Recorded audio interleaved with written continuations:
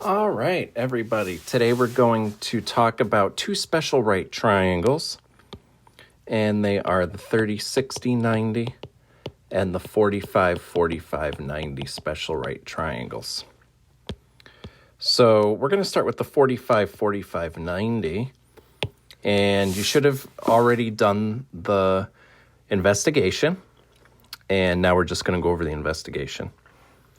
So 45-45-90 means that two of the angles measure 45 degrees and then the third is 90 degrees. So it's an isosceles right triangle. So we use Pythagorean theorem with the 2's to solve for the hypotenuse C, and then we write it in simplest radical form. So C equals the square root of 8. And that's the same as the square root of 4 times the square root of 2. So that simplifies to 2 radical 2. We'll do the same with the 5's. 5 squared plus 5 squared equals C squared. So that's 50 equals C squared. So C equals the square root of 50. And square root of 50 is equal to the square root of 25 times the square root of 2. So 5 radical 2. And then with the 8's, so 128 equals C squared. C equals the square root of 128, which is the square root of 64 times the square root of 2, which is 8 radical 2. So using inductive reasoning, we can see that we can make the conjecture that the hypotenuse will always be the leg multiplied by the square root of 2. So we can fill that into the conjecture, A times the square root of 2. Now let's show algebraically why that will always be the case. So we have, if each leg is A, let's solve for C. So we'll show that it will work for any A, not even just integers, but it will also work for decimals, rational and irrational.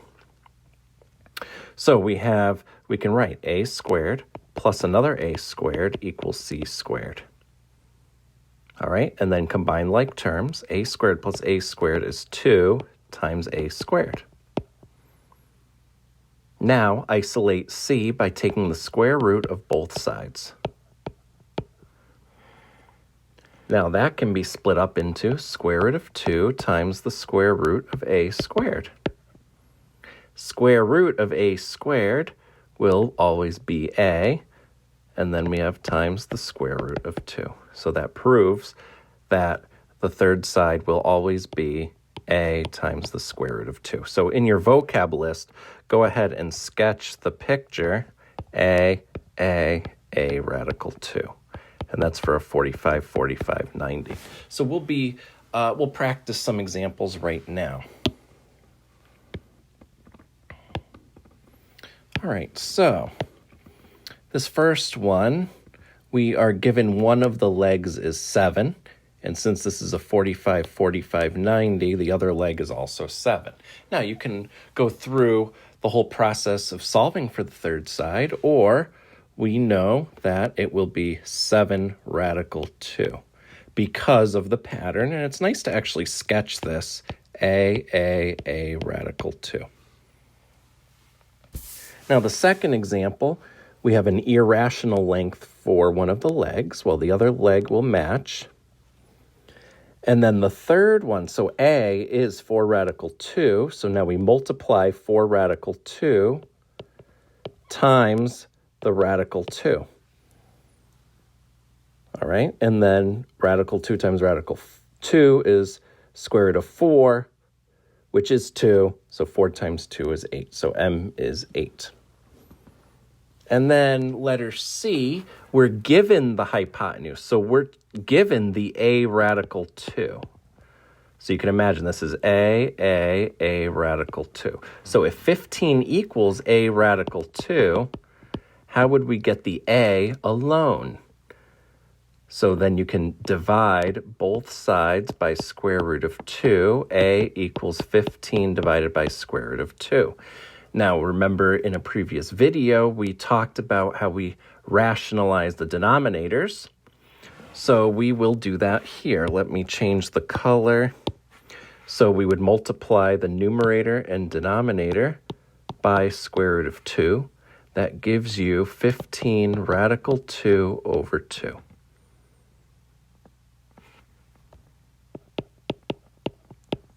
Which is also 7.5 radical 2 either way. So there you go. So if you're given the hypotenuse, to work backwards, you're essentially dividing by the square root of 2. And if you're given the leg, you're multiplying by the square root of 2 to get the hypotenuse. Now, let's move on to 30, 60, 90 right triangles. So we derive this from an equilateral triangle. So what do the measures of each interior angle measure? 60 degrees. If we drop the altitude from one of the vertices, draw congruent markings and label all the angles in the figure. So then this is divided in half, and that gives us 30 degrees. So half of an equilateral triangle is a 30, 60, 90 special right triangle. And the hypotenuse of a 30, 60, 90 is 2 times the length of the smallest leg.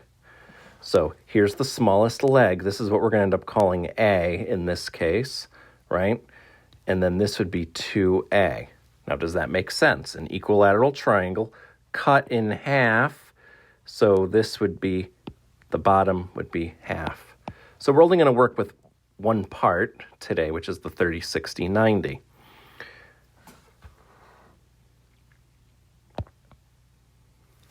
So let's use inductive reasoning again to see what happens when we solve for the missing side. So we have just figured out that the hypotenuse will always be twice the length of the shorter leg. So the shorter leg is always opposite the 30-degree angle, right? Smallest side's opposite the smallest angle. Biggest side is opposite the biggest angle, okay?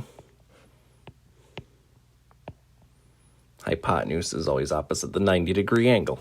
Okay, so we're solving for the middle side, or the longer leg. So for the first triangle, we're going to say 1 squared plus b squared equals 2 squared. So we're solving for a leg this time. So 1 plus b squared equals 4. Minus 1 to both sides, b squared equals 3. Square root both sides, b equals the square root of 3.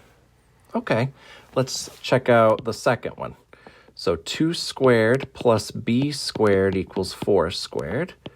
So that's 4 plus b squared equals 16. Minus 4 to both sides is 12. Square root of 12. Oh, we got to simplify. Square root of 12 is equal to the square root of 4 times the square root of 3, which is 2 radical 3. And then let's go to the last triangle. 5 squared plus b squared equals 10 squared. So 25 plus b squared equals 100. Subtract 25 to both sides and then square root. That's 25 times 3, so the square root of 25 times the square root of 3, or 5 radical 3. Now we look for a pattern here. So if A is the base, or A is the smaller leg, then the larger leg, what did you notice? Good, it's multiplied by the square root of 3. So the ratio of the sides from smallest to largest of a 30, 60, 90 right triangle is A radical 3, 2A. Let's sketch a picture. 30, 60, 90. So the one opposite the 30 is labeled A. The one opposite the 60 is A radical 3. And then the hypotenuse, the longest side, is 2A. It's easy to get this one mixed up, so I would draw this a few times until you have it memorized. Now let's look at a proof. So we're already going to assume we know that the smaller leg is half of the hypotenuse based on the equilateral triangle argument. So now let's use algebra to show why it's a radical 3. So we can write a squared plus b squared equals, and then we have 2a quantity squared. Make sure you put the 2a in parentheses. So 2a times 2a is 4a squared. Remember, you square both the 2 and the a there. So a squared plus b squared equals 4a squared. Go ahead and isolate the b squared. So minus a squared to both sides, and then that will give you b squared equals 3a squared. Take the square root of both sides.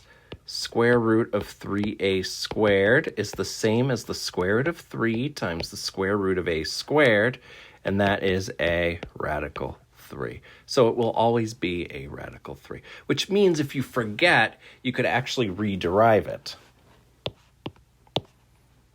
So let's look at some examples using the 30, 60, 90 special right triangle shortcut. I will sketch my special right triangle. Okay, so in this first example, we're given the hypotenuse. So here, let me write 2a and then a radical 3. That's the first thing I would do, because the orientation might be different for each triangle. So it says 2a corresponds to the 12. So then what's a? Oh, good, 6. So 6. And now we want to get a radical 3. So if a is 6, then this other side, m, would be 6 radical 3. All right, let's go to the one below. So here you're given, here's the a radical 3, the 2a. And so the 5 is a, so then to get y, you have 5 radical 3. And then to get the hypotenuse, 2a, so if a is 5, 2a is 10. Okay, and then let's come up to here. So we have, here, let's label a, 2a, a radical 3. Okay, so let's get the short leg.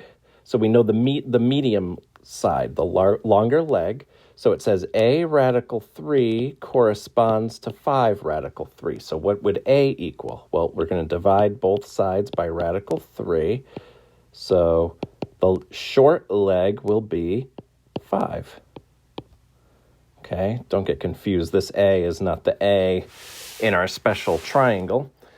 So let's get the hypotenuse. So if the short leg is 5, then we have 10.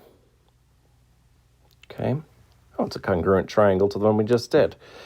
Look at that. Okay, let's go to the last one. So you were given the medium side, a radical 3. So this says 11 radical 3 corresponds with a radical 3. So what's a going to be? Divide both sides by radical 3. A is 11. So 11's the short leg. What's the hypotenuse going to be? Good. 2 times 11 is 22. So there you go.